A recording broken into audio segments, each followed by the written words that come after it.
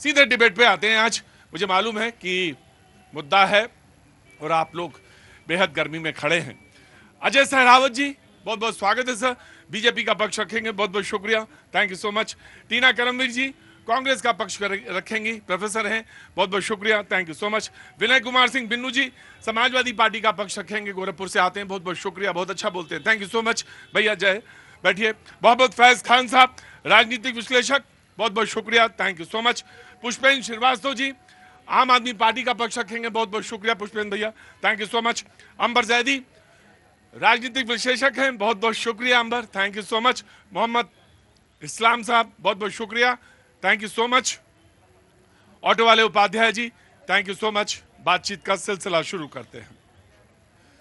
बहस पिछले एक महीने से या कहें सवा महीने से एक जगह हो रही है। बीच में एक दो टॉपिक जरूर आए जब मुद्दा बदला, लेकिन मोटे तौर पे वही रही। लेकिन आज मैं बहस का रुख दूसरी तरफ ले जाता हूं। यकीनन सारे लोग बोलना चाहते हैं, उसमें बात करना चाहते हैं, विकास की बात करना चाहते हैं, 11 सालों के पूरे उपक्रम पे बात करना चाहते हैं, मोदी सरकार के 11 साल पे बोलना चाहते हैं। बहुत सारे लोग हैं जो ये चाहते हैं कि ये कहा जाए, ये बोला जाए।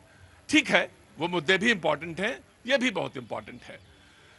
11 साल पे बहुत सारी बातें हैं। बहुत सारे लोगों को मैं आज जो यहाँ पे बोलना चाहते हैं मैं उनको जरूर याद करूंगा, जो बोलना चाहते हैं यकीनन वो बोले। कहां से आना हुआ आपका? महाराष्ट्र में कहां से? नागपुर से, बहुत बहुत शुक्रिया। आपका जनाब कहां से हुआ?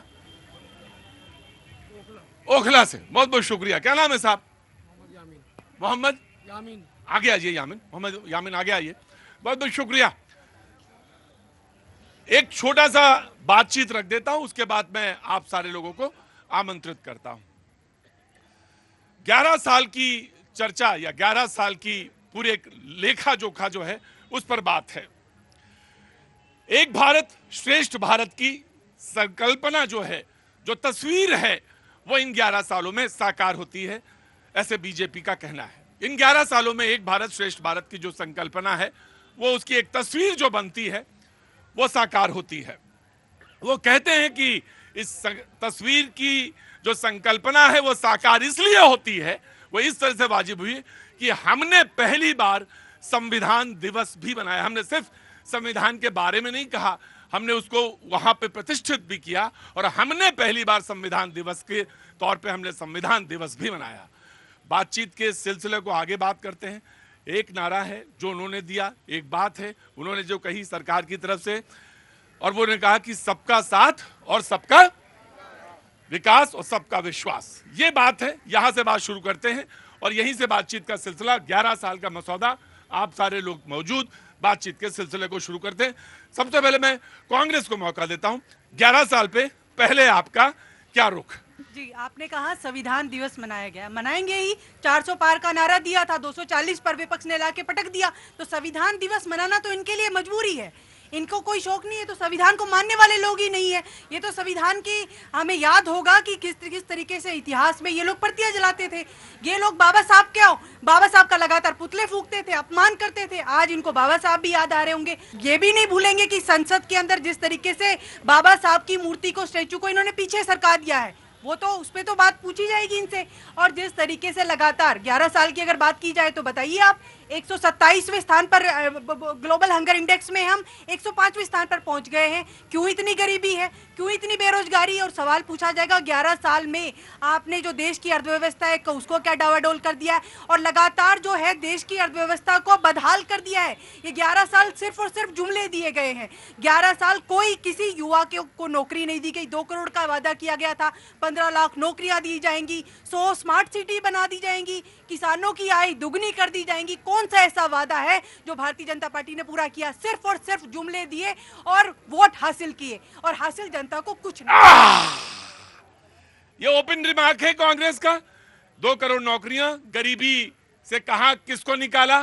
दूसरा ये कहते हैं कि आपने बातें की, और वो बातों के लिए एक शब्द इस्तेमाल करते हैं, अगर मैं ठीक से करूं, आपने कहा जुमला, बिल्कुल, तो आप एक शब्द इस्तेमाल करते हैं और वो ये विपक्ष इस्तेमाल करता है। बहुत जल्दी में हो आज, क्या की कहीं जाना है? क्या है हुआ? बहुत जल्दी में हो? बाबा साहब अंबेडकर की पहली बात ये बात करते हैं तो बाबा साहब अंबेडकर के संविधान की हत्या करने वाले और बाबा साहब अंबेडकर को एक बार नहीं देशवासियों दो बार चुनाव में हराने वाली कांग्रेस पार्टी आज बाबा साहब अंबेडकर की बात करती है, क्योंकि सत्ता से बाहर हो गई है। सत्ता में आ जाएंगे ना तो फिर वही करने लगेंगे। हिंदुस्तान के प्राकृतिक संसाधनों पर पहला अधिकार अल्पसंख्यकों का है। ये वही लोग हैं और आज बाबा साहब अंबेडकर की बात करते हैं। एक बात और कहना चाहता हूं, इसी कनॉट प्लेस में 2014 से पहले देशवासियों याद करो, जितने कोने होते थे वहां क्या किया जाता था? थूक दिया जाता था, पेशाब कर दिया जाता। आज देखिए पूरे कनॉट प्लेस में, पूरे दिल्ली में हर जगह स्वच्छता पर जोर दिया गया है और फ्री शौचालय स्वच्छता अभियान के तहत मोदी सरकार ने दिया। गांव में मेरे देश की महिलाएं खुले में जाती थी, देश बदला। वो बीमार बच्चा जो हर बार बीमार होता था, बीमारी से मुक्त हुआ है। तो ये है स्वच्छ भारत और ये भारत मोदी। एक मौका कांग्रेस को और देन शहरावत साहब आज मौजूद हैं बीजेपी के लिए रिस्पॉन्ड करने के लिए। नहीं, सिर्फ बोलने के लिए मत बोला करिए, थोड़ा बहुत पढ़ भी लीजिए। वर्ल्ड बैंक की रिपोर्ट क्या कहती है? आप जाइए ना, आदिवासी दलितों के यहाँ कितना स्वच्छ पानी मिल रहा है बताइए आप। कितने आदिवासियों के ऊपर पेशाब कर दिया जाता है। क्या नरेंद्र मोदी साहब ने एक भी ट्वीट किया? क्या एक भी बार आकर स्टेज पे बोला? सिर्फ आप दलितों के, आदिवासियों के पैर धो देंगे, उससे क्या विकास हो जाएगा? उससे सामाजिक न्याय हो जाएगा? इस तरीके की बातचीत मत करिए। बताइए आपने आदिवासी दलितों के लिए कितना विकास किया है और कितना उनको फेलोशिप दिया है, कितना उनको मुख्य धारा में जोड़ा है। आपसे सवाल पूछा एक मिनट देखो, कोई सम्मान मैं तो भारतीय जनता पार्टी मोदी सरकार ने किया है, पैर धो करके। एक मिनट, ये राहुल गांधी नहीं है, ये एक चाय वाला है जिसने सम्मान दिया है उस दलित परिवार को। उसको सोचना पड़ेगा। भैया मैं बोल लूं?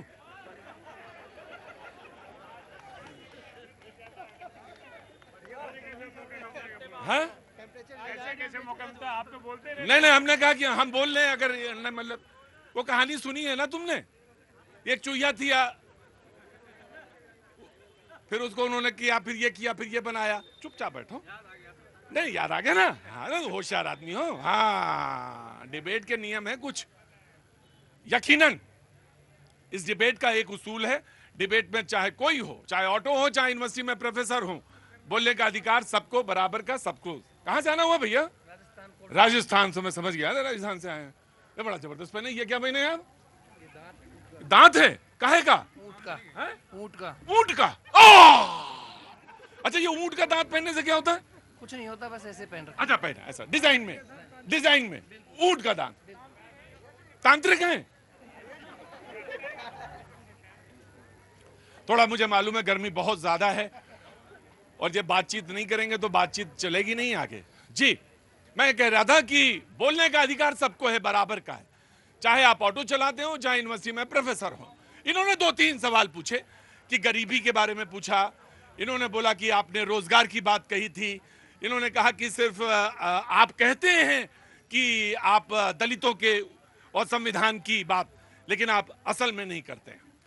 देखिए, पहली बात तो मेरी कांग्रेस प्रवक्ता ने आकर के यहाँ बड़ी बड़ी बातें संविधान के बारे में कही, तो मुझे लगता है ऑटो वाले भाई ने साफ साफ कर दिया कि कैसे बाबा साहब को इन्होंने लोकसभा में आने से रोका। तो वो इस बात का जीता जागता सबूत है कि कैसे और कौन बाबा साहब के खिलाफ है और कौन बाबा साहब के साथ। इमरजेंसी देश में आपने लगाने का काम किया, तो मुझे बताने की जरूरत नहीं है संविधान का दुश्मन कांग्रेस है या कोई और है। आपने ही इस देश में इमरजेंसी का काला धब्बा इस देश में लगाया है। रही बात गरीबी की, मैं डेटा वाइज भी अगर आपको बता दूं तो शहरी क्षेत्रों में गरीबी 10% से घटकर 1-1.5% पर रह गई है। 1.1। मैं डेटा की बात कर रहा हूं मैडम। आप पढ़ी लिखी प्रोफेसर की तरह बात करी थी तो वही बता रहा हूं। ग्रामीण क्षेत्रों में अगर आप चले जाएंगे तो 2-2.5% के आसपास की गरीबी रहेगी। एज पर दी डेटा ही बता रहा हूं। 81 करोड़ लोगों को अनाज हम घरों में पहुंचा रहे हैं। पहले इस बात को ये नकारते थे, अब हमने वो अनाज पहुंचा करके उन लोगों की गरीबी को तो मिटाया है। अब उस बात को ये कभी मानेंगे नहीं। मैं कांग्रेस की प्रवक्ता से सिर्फ इतना कहना चाहूंगा कि आप अपने आंखों के सामने से पट्टी हटाएं, थोड़ी सी पॉजिटिविटी लाएं।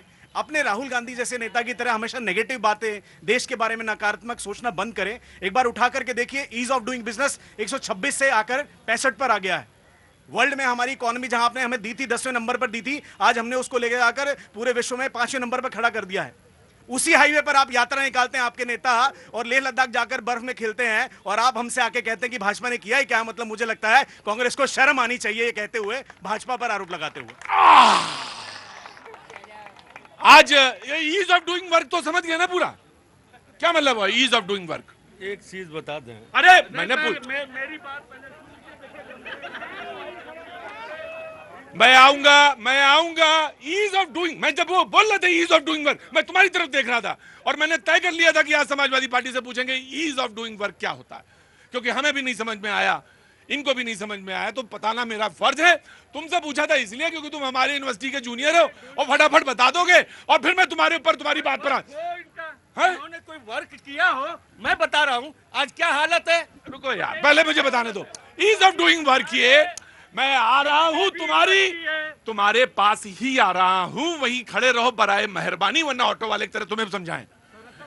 जी, ईज ऑफ डूइंग वर्क ये हुआ कि मिसाल के तौर पे वो जो कार्य की सुगमता है, यानी सरलता है, यानी इत्तलान है। जैसे मिसाल के तौर पे तुम ग्रेजुएशन में पढ़ते हो और तुम्हें अपनी ही मार्कशीट अटैच करके लगा दी, किसी गेस्टेड ऑफिसर के पास जाने की जरूरत नहीं है, या कार्य में सिंगल विंडो है, वो हुई ना। अब तुम बोलो, मुझे बताना जरूरी है भैया। आपको बताना जरूरी है क्योंकि जो है विस्तार से उसको समझाना भी है, हम समझ रहे हैं। लेकिन मैं इतना जरूर कहना चाहूंगा, अभी बाबा साहब के संविधान की बात कर रहे थे कि कांग्रेस ने उनको 2 बार हराने का काम किया। ये क्यों भूल जाते हैं कि आजादी के बाद अगर बाबा साहब का किसी ने पुतला फूका था, बार बार उनका विरोध किया था, यही संघ के लोग। बाबा साहब का पुतला? बिल्कुल, बाबा साहब का पुतला इन्होंने, बाबा साहब भीमराव अम्बेडकर का। कैसे नहीं अरे आप मानेंगे नहीं, ये लोग वर्ण व्यवसाय आश्रम के लोग हैं। ये लोग वर्ण व्यवसाय आश्रम के लोग हैं जो मनुवाद संस्कृति को ये लोग लाना चाहते हैं हिंदुस्तान के अंदर। आज कहाँ है? अच्छा एक मिनट बिल्कुल कहूंगा मैं, मनुवाद और वर्ण आश्रम, हाँ, व्यवसाय आश्रम के ये लोग सदस्य हैं। कौन? यही लोग। वर्ण व्यवस्था आश्रम के ये लोग पोषक हैं। मैं बोल देता हूं, तुम्हारी बात आगे रख देता हूं। ये वर्ण व्यवस्था के पोषक। और एक रुको, मुझे एक बात तो कहने में कहीं निसंकोच कह सकता हूं, कोई भी बात, और वो ये भीमराव अंबेडकर के बारे में जो आपने बोला, भारत रत्न, वो संभव तो नहीं है, लेकिन आपने कहीं देखा हो तो अगर आपने रिपोर्ट, मैं देखिए आप बहस करिए, मैं कह रहा हूं एक बात, अगर आपने कहीं देखा है, उदाहरण है, अभी भी वो उदाहरण है, आप दे सकते हैं, उसको वेरीफाई कर सकते हैं, रिपोर्ट लिखवाइए और उसको जेल के अंदर करिए, जो ऐसा काम करता है गणितकार, इनको क्लैरिफाई। देखिए, इस तरह का जाति सूचक शब्द कहना बाबा साहब अम्बेडकर के लिए मुझे लगता है गलत है। ये इस तरह का झूठ और भ्रामक कम से कम इंटरनेशनल और नेशनल टेलीविजन पर ना फैलाएं। दूसरी बात, इनका बार बार आक्षेप जातिवाद पे आता है। मैडम भी थोड़ी पहले ट्राइबल की बात करी थी। मैं इनको बता दूं कि पहली बार अगर ट्राइबल इंसान राष्ट्रपति बना है तो इसी भारतीय जनता पार्टी की सरकार में बना है। आज माननीय मुर्मू जी देश की राष्ट्रपति हैं, जो कि एक ट्राइबल नेता हैं। आज उपराष्ट्रपति हैं, वो एक ओबीसी नेता है। आज प्रधानमंत्री है, वो ओबीसी नेता है। आज वो जमाना चला गया जब प्रधानमंत्री एक घर से आता था और उसी घर में प्रधानमंत्री की छत्र छाया रहती थी। इसीलिए इनको आज ये दर्द का कांटा चुभता है।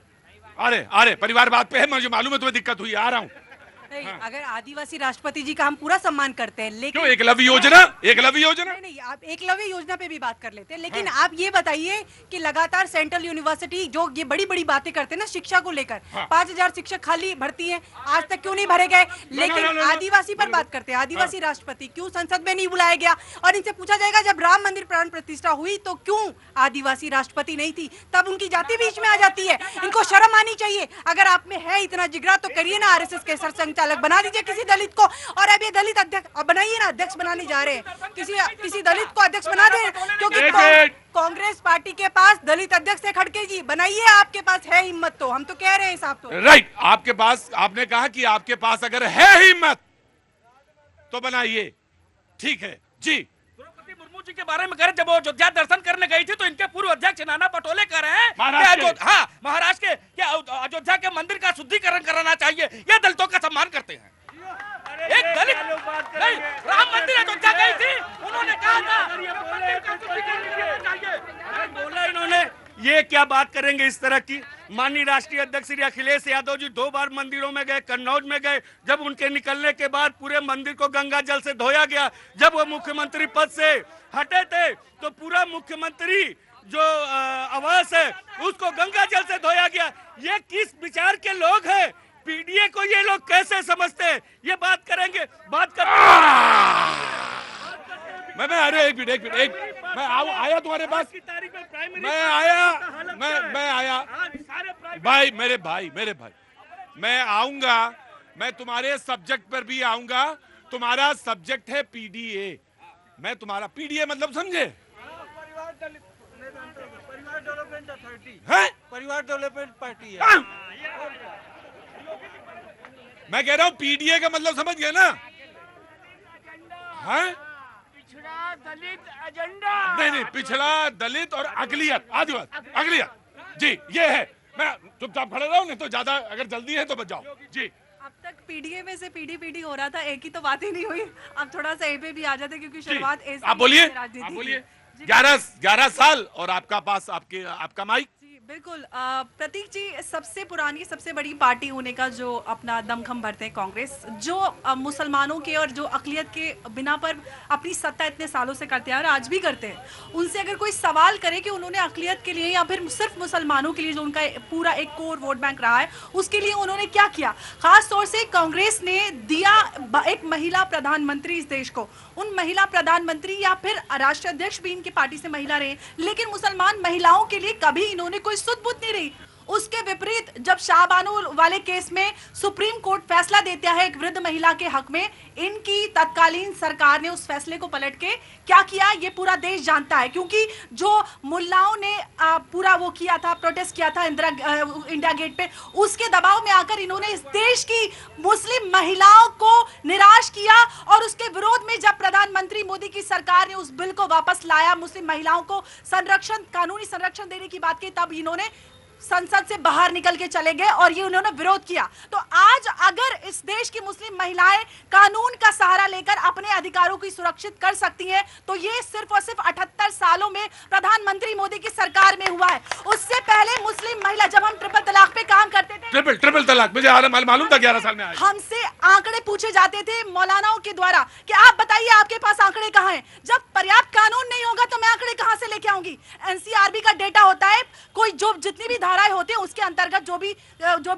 भी क्राइम हो रहे होते हैं वहां से रजिस्टर होता है। तो मैं कैसे लेके आऊंगी जब आपने महिलाओं के लिए कोई कानून नहीं रखा। वो घरेलू हिंसा में जाते थे, आज पर्याप्त कानून है। आज आप देख लीजिए कितनी तलाकें हो रही है। आज अगर खाली आप उत्तर प्रदेश में चले जाएं तो मुसलमान मर्दों पर यह डर है कि अगर मैंने अपनी बीवी को 3 बार तलाक दे दिया तो योगी का डंडा ऐसा फिरेगा कि याद रखेगी। ट्रिपल तलाक 11 साल पे बहस का हिस्सा। जी कैसे हैं जनाब?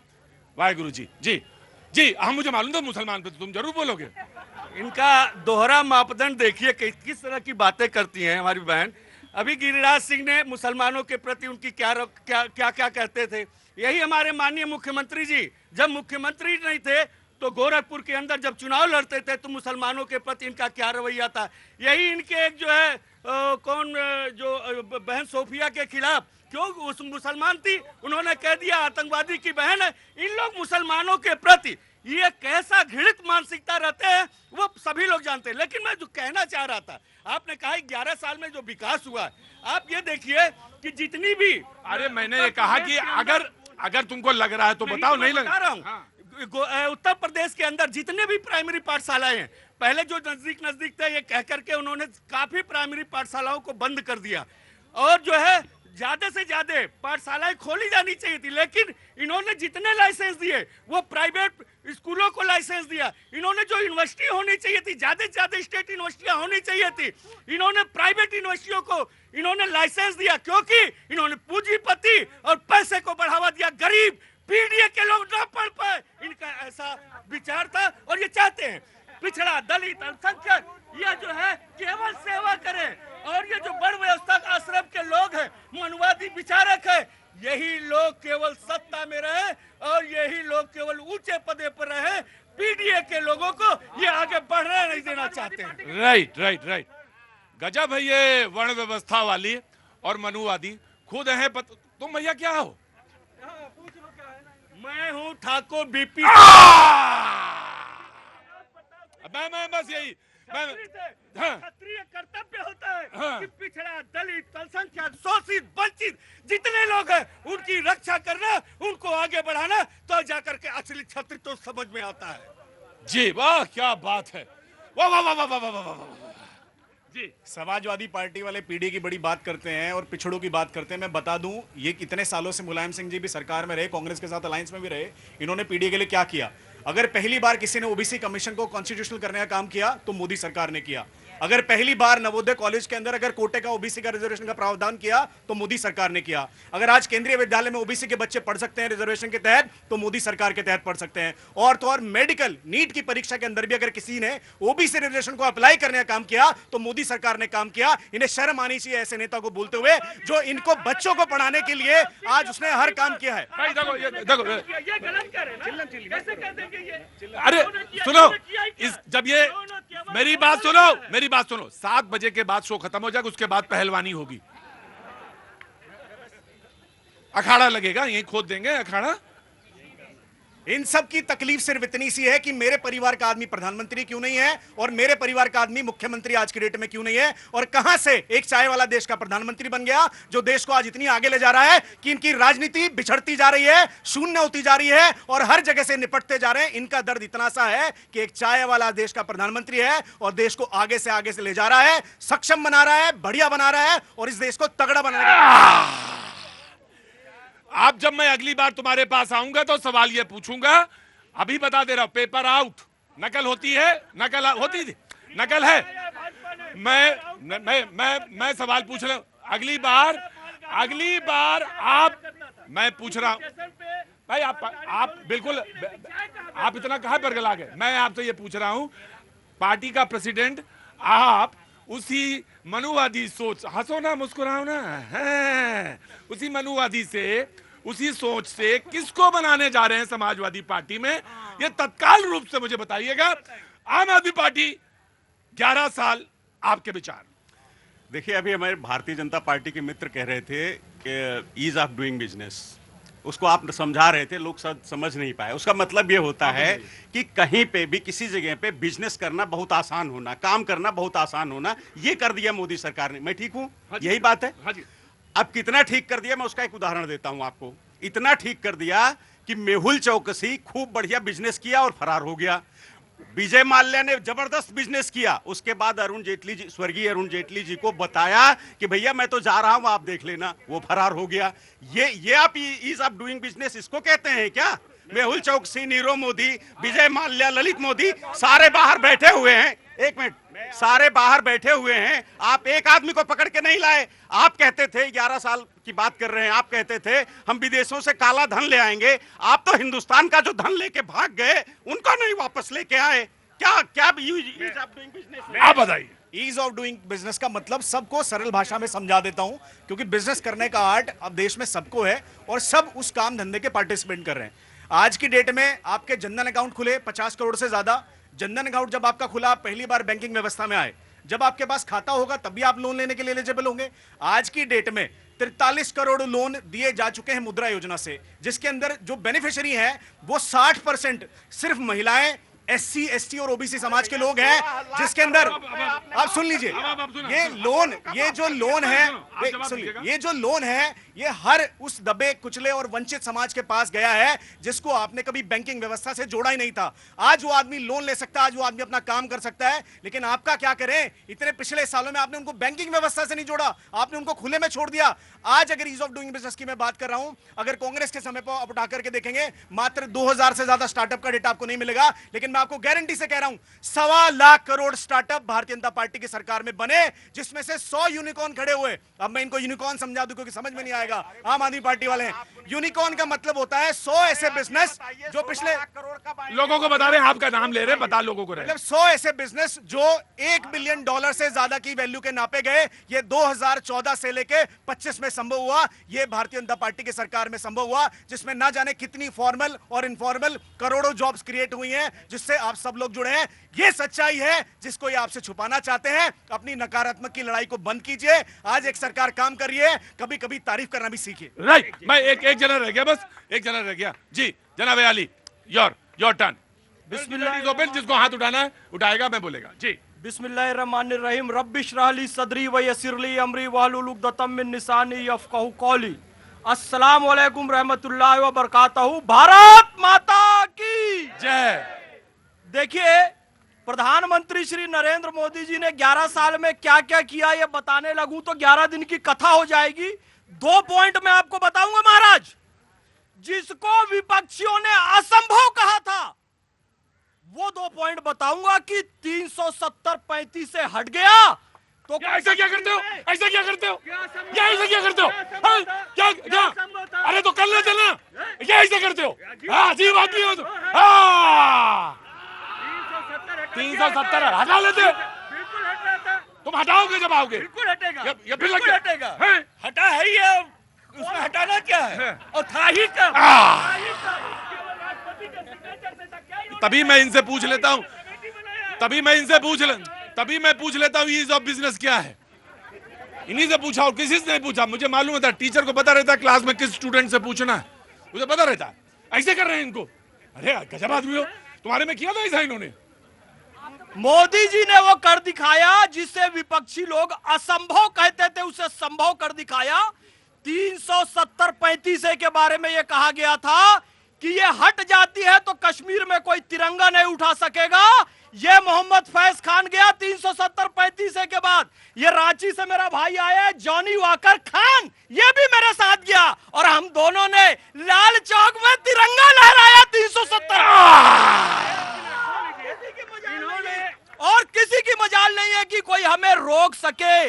आज भैया कश्मीर का लाल लाल सेब हो, पश्मीना शॉल हो, केसर हो, आज खुलकर पूरे भारत और पूरी दुनिया में बिक रहा है। आप जेएनयू जाकर देखिए, आप जामिया जाकर देखिए, आप डीयू जाकर देखिए, कश्मीर के विद्यार्थी आ रहे हैं और शान से यहाँ पढ़ाई कर रहे हैं। और सुनिए, और एक मिनट। अरे ओहो, आज आगे फिर अगली बार सोचेंगे। मैं तुमसे कह रहा हूं तुम्हारा दिमाग सिर्फ प्लाट तक ही जाएगा। तो क्या हो गया? यहाँ बहस चल रही है और इनका दिमाग सिर्फ तुम्हारा प्लॉट तक रहता है। तुम्हारा दिमाग प्लॉट तक जाता है। और मैं प्लॉट प्रॉपर्टी बना लो। हम तो पहला असंभव काम जो पहला कहा था कि 370-35 से नहीं हट सकती, हट गई। और शान से भारत माता का मस्तक ऊंचा खड़ा हुआ है। हर आंख का तारा है, तारा ही रहेगा। जन्नत का नजारा है, नजारा ही रहेगा। और दहशत से कभी हम न डरे थे, न डरेंगे। एक साथ बोलना, कश्मीर हमारा है।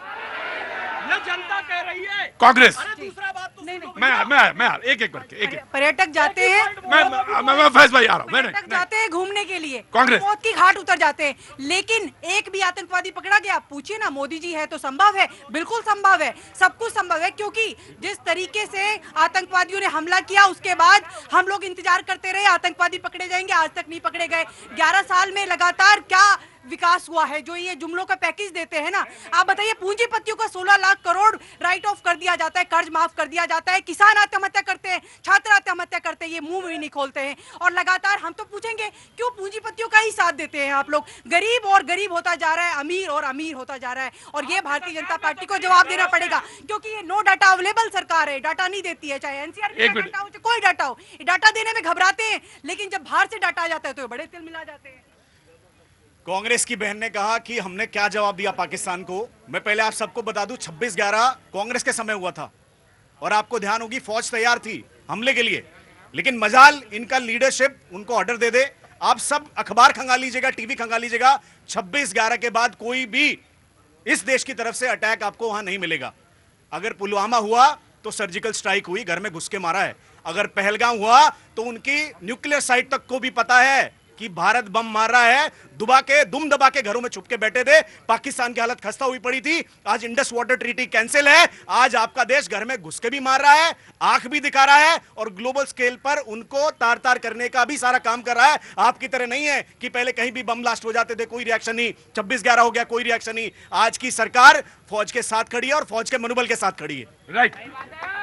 अब आम आदमी पार्टी प्रतीक जी देखिए, इतनी बड़ी बातें कर रहे हैं, आज तक पता नहीं चला कि पहलगाम के जो हमलावर थे आतंकवादी, उनका कुछ भी पता नहीं है कि वो कहाँ हैं। हमारी सरकार नहीं पता कर पाई। पुलवामा की बात कर रहे हैं, 300 किलो आरडीएक्स हमारे देश के अंदर आ जाता है बीचों बीच में, आज तक उसकी जांच नहीं कर पाए, उसका पता नहीं कर पाए ये कि वो आया कैसे। अब बात कर रहे थे अभी बिजनेस की, 16 लाख करोड़ उद्योगपतियों का लोन माफ किया है, और एक हमारा गरीब किसान अगर 1000-2000 रुपए भी उसका लोन होता है तो उसके घर जाते हैं अफसर और उसको दबोच के पकड़ के ले आते हैं। लेकिन जो 16 लाख करोड़ लेके भागे हैं उनके ऊपर आज तक कोई कार्रवाई नहीं हुई। एक सेकंड 1 by 1 ये आम आदमी पार्टी के वक्ता, प्रवक्ता और नेता एक फ्रॉड फैक्ट्री है।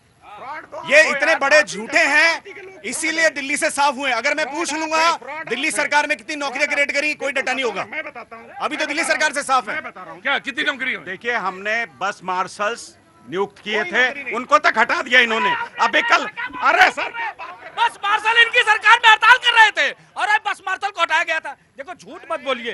अरे मेरी बात सुनिए, इन्होंने जो उद्योगपतियों की बात की, विजय माल्या, नीरव मोदी को कांग्रेस की सरकार में उनको लोन दिया गया। भारतीय जनता पार्टी की सरकार आई तो उनके संपत्तियों को जब्त करने का पहला प्यारा सा कानून बना देश में। जो लूट करके जाते थे उनकी संपत्तियों पर कुर्की नहीं होती थी, मोदी सरकार ने उनकी संपत्तियों पर कब्जा किया है। एक बात और कहना चाहते हो, आप पैसे की बात करते हो, आप दिल्ली में आए थे, धन की बात कर रहे हो। आप आए थे दिल्ली में विकास करने के लिए, आप आए थे फ्रॉड आदमी। इसलिए बोलूंगा मैं कि ये कहते थे बंगला नहीं लूंगा, गाड़ी नहीं लूंगा, और यहाँ जो फ्रॉड गिरी करके जनता के बीच में जाने वाले आज बंगला और गाड़ी सब कुछ लेकर के और ओछी और घटिया राजनीति करने लगे हैं। एक पॉलिटिकल पार्टी को रोक करके इस तरह से आप डिबेट नहीं कर सकते। भाई देखिए, एक बात आप ऐसे नहीं बीच में बोल सकते हम। नहीं, उसके बाद आप शीला दीक्षित के खिलाफ आंदोलन करके आए थे, आप आंदोलनकारी थे, जनता के लिए आए थे, क्यों एक आदमी के लिए चले लगे, क्यों शराब बेचने लगे आप? जो आप बंगला बनाने कमाल लगे। कर रहे हो। हमने बस मार्शल्स तैनात किए, सिटी उनको बसों में लगाया, हमने सिविल डिफेंस। वो ये कह रहे हैं कि हड़ताल तो पहले शुरू हो गई थी। सर सुनिए, हम तो उनको उनके भाई वो ये कह रहे हैं, मेरी बात सुन लीजिए। अरे भाई सुन तो लीजिए। इन्होंने कहा कि मार्शल की हड़ताल पहले शुरू हो गई थी और जो मस्जिद में आपने मौलवी लगाए थे उनकी भी हड़ताल पहले शुरू हो गई थी, जिनको पैसा दे रहे थे आप। भारतीय जनता पार्टी के लोगों के पैर पकड़े हैं हमारे नेताओं ने जाकर के कि बस मार्शल्स को लागू रखवा लीजिए, या आप इनको दे दीजिए। भाई तुमको वहां जाके बैठो ना तुम। झूठ बोलेंगे तो क्या तो तुम ही बड़े हरिश्चंद्र हो, वहां पर रहो, वहां जाओ। कितना फ्रॉड किया है। भगाई दे तुम्हें क्या? मुझे लग रहा है 15 लाख इनके खाते में आ गए हैं, मोदी जी ने भिजवा। देखो नहीं, बिल्कुल नहीं दोगे, तुम वहां जाओगे। और ये अभी बुलेट ट्रेन में बड़े चक्कर काट रहे हैं, इसलिए बहुत खुशी के मारे उछल रहे हैं। भगा दूं क्या तुमको यहाँ से? तभी तुम्हारे चैन आएगा। अच्छी शिक्षा मिल रही है बच्चों को, अच्छा रोजगार। तुम जाते जाओ जाओ जाओ जाओ जाओ, यहाँ खड़ो चुपचाप। बड़ा हल्ला मचाते हो हैं, और रेलवे स्टेशन पर यात्री जब आता है तो ऑटो वालों के खिलाफ नहीं बोलते हो तुम कुछ? वहां ऑटो वाले कितना परेशान करते हो यात्रियों को, एक बार भी नहीं बोले तुम यहाँ पे। जाओ वहां पर जाके। सवेरे सवेरे यात्री उतरता है रेलवे स्टेशन पे दिल्ली पे, और ये ऑटो वाले 500 रुपए लगेंगे वहां तक जाने के। वहां जाके बैठो, वहां जाके बैठो, एक बार वहां जाके बैठो, वहां जाके बैठो।